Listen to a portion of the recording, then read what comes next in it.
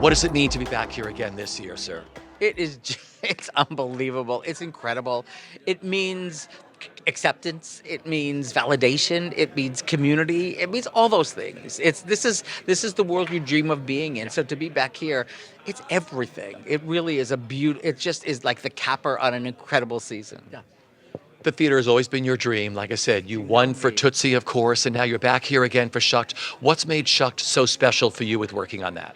Well, Shucked is my passion project. The difference with Tootsie, I loved Tootsie and I loved everybody involved. It was, there was source material. It was based on a movie. This is a completely original idea out of my head and Shane McAnally and Brandon Clark. And so it's so personal. And the story for us is so personal about community and about acceptance and about family. And so this project is really the closest I've ever had of anything to my heart. So that just makes it even more incredible to the fact that the audiences are coming in and receiving it the way we hoped they would. So I was going to ask you, audiences love your show. I know, it's insane. What it's like for you to sit in there and watch them just laugh the whole night away. It's crazy.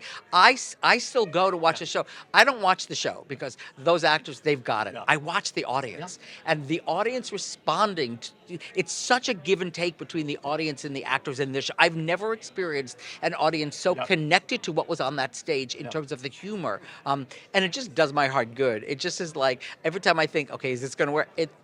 I'm surprised. I'm constantly surprised. What does this mean to you? This is the most exciting day I've had in a long time because, you hear the news that you've been nominated for an Emmy. That feels great. Emmy. Oh, well, no, but You hear the news that you've been nominated for a Tony, and that feels great.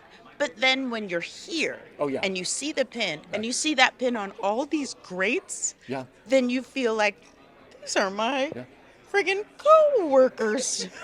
Which is nuts. So it feels good. It's a good one. and your show's got so many incredible nominations. Yeah, 13. Yeah. Can you believe it? Yeah, I can. I heard that it was like lucky number 13, Mug. Take me back to the youngest Amber, the first time you wrote something, like when you were like 5 or 6 years old. What would the older Amber tell that person? And what was that first thing you wrote? Oh, man. The first thing I wrote was a play with the neighbor girls where one was nerdy and one was happy and one was sporty. And we were like, even then I knew that great writing comes from good character choices. No, but if I could talk to that girl, I would be like, edit. You're rambling. You got to figure out how to edit, bud. But no, it was cute. And the neighbors were very complimentary. So. And now you've got a Tony pin. Yeah. So they were right. I mean, was it the brownies I handed out during the performance? Or was it the actual performance? Who's to say? Well, let's talk about, I know you've written for the stage before, but now here you are nominated for Broadway for this incredible musical. I mean, like, have you been able to put it all into perspective? It is pretty stunning. I mean, my first Broadway show was 10 years ago. It opened and closed in 4 days. This one's still open, which is great. And to be welcomed and accepted by the Broadway community, I never expected to be here. Talk about the beautiful show that you're nominated for. And Juliet is such a wonderful collaborative effort of so many great artists, and it's the best cast. It's the most talented ensemble I've ever worked with. It's a joy-filled musical for everyone. You have such passion. I mean, it's hard to write for the theater because you never know how long it takes to get it on. Like you said, your last show closed so quickly, and now you've got this big hit musical. Yeah, I mean, it's a very slow burn. It's been like about 7 years of working on this one, and I still remember the first performances in Manchester in a mostly empty opera house. And so now to be on Broadway with, full audiences every night, it's amazing. Audiences are falling in love with your show.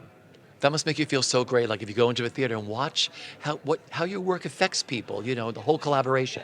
Yeah, there's nothing like it. I mean, in TV, you don't get to sit in people's living rooms with them when they watch the show.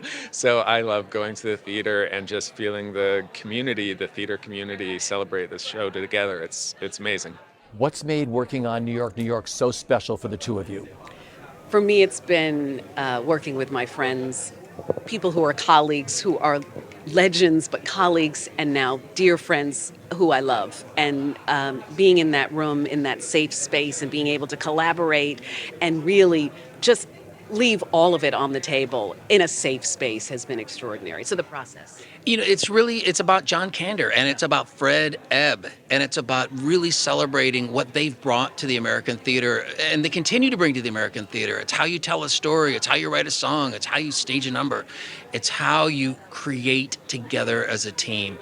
And it's such a I have to say it's the greatest gift you could ever have as an artist, is having had the opportunity to work with John and Fred, and then of course now everybody else in the room. And the crazy thing is watching Kander hop up and run to the piano and start playing something. And Kander's 96. He's not 96. I think he's 36. He'd run to the piano and he'd play a fully formed song as if it had existed forever. And he'd say, "Is that any good?" I was just going to say, then you turn around and say, "Was that any good?" And you're thinking, I'm sort of weeping, but yeah, it's okay.